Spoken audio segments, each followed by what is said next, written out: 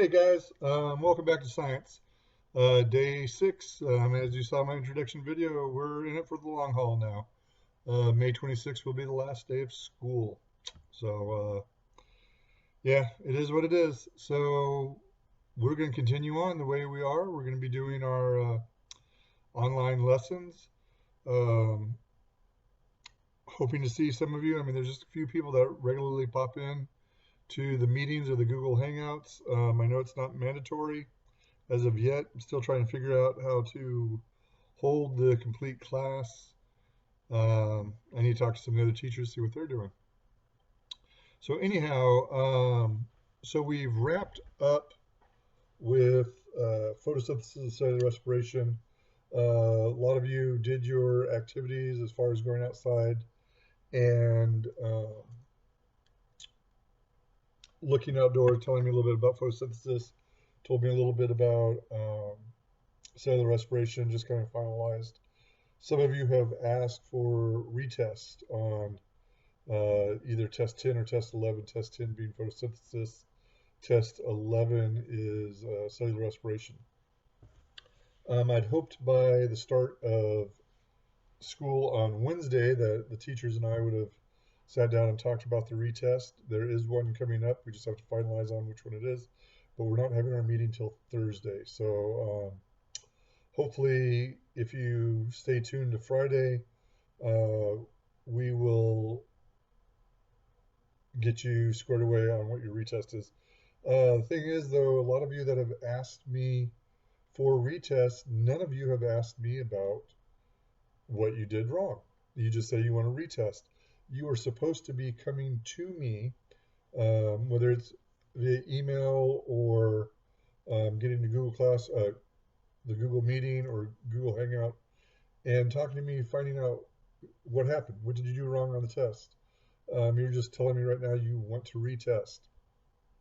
So I do need to have that one-on-one with you before we do any kind of retest. I'm not just going to give you a retest and say, hey, go for it, let's do it again. All right, so enough of that.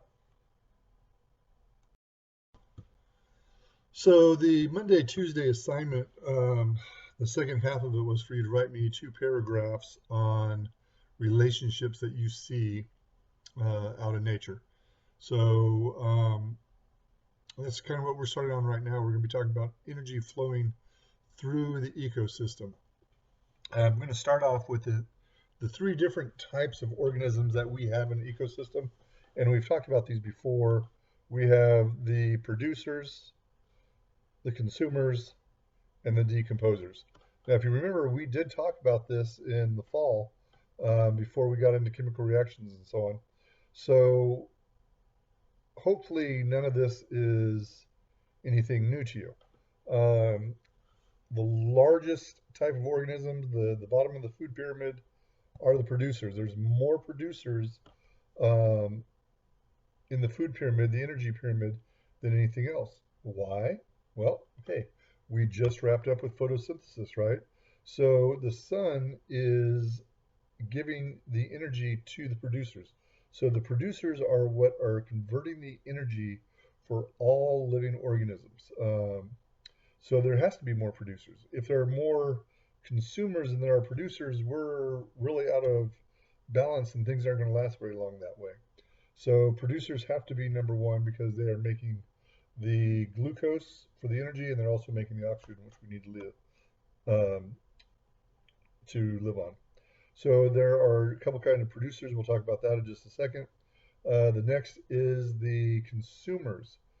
Consumers, there are 3 different types of consumers, actually 4 different types of consumers in this, and then your decomposers, which really are, there's just one kind of decomposer on that. All right, so breaking that down a little bit more, bring up the next board right here. Hopefully you can see this. In the producers, my largest category are the plants. This includes grasses, bushes, trees, phytoplankton in the oceans, all kind of plant life all around the world. Then we have algae. Algae are another type of producer.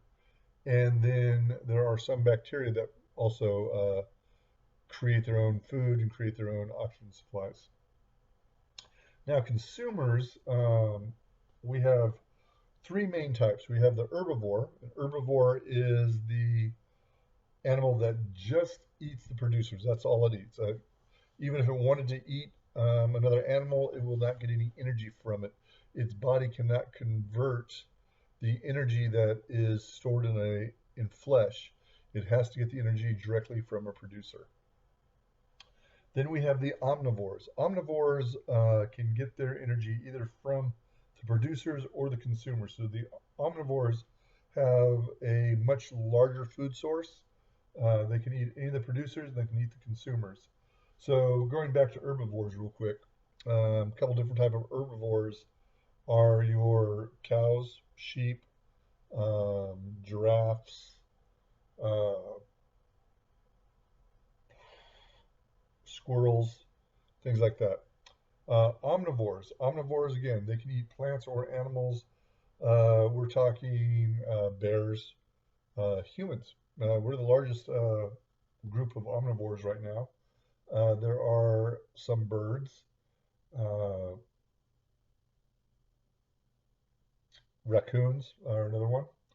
And then finally, carnivores. Carnivores are strictly um, meat eaters. They only eat other consumers, whether it be other carnivores, omnivores, or herbivores, but they get all their energy from the other consumers. If they tried to eat a producer, they could not get any energy at all. So um, they must get their energy from eating other consumers. And then there's a subset of the carnivores, and that is the scavengers. These are things like well, vultures. That's the big thing. I keep seeing vultures outside my house, something dead on the lake. So um, they eat dead meat, where most carnivores prefer to hunt living organisms. So these are the main type of consumers. And then finally, we have the decomposers. And the decomposers are basically like your mushrooms, your worms, and other kind of funguses that actually break down dead organic material, whether it be producers or consumers. They break it down and get their energy from that and return nutrients back into the soil. Decomposers are very vital in our world because they take all the dead things out there and they break it down. They get rid of that mass and return the nutrients back in the soil to complete that circle of life. So yeah, those are the main types of organisms in the food pyramid. And again, we've already talked about those. I've had you draw a food chain before, producers, consumers. Uh, you had your tertiary, your secondary, and your primary consumers as well. But what we're going to be talking about now are the types of relationships that we have in different organisms.